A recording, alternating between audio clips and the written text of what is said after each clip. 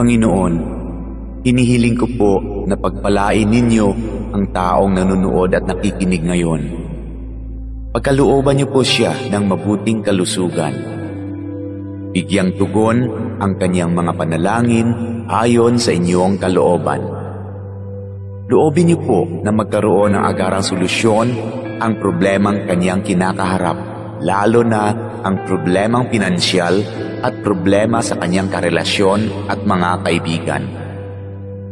Ilayo niyo po siya sa tukso na kasalanan at lahat na uri ng kapahamakan. Panatilihin niyo po sa kanyang puso ang pagkakaroon ng malasakit at pagmamahal sa kapwa, katulad ng kanyang pagmamahal sa inyo na aming iisang Diyos. Ito ay aking hinihiling sa pangalan ni Jesus. Amen.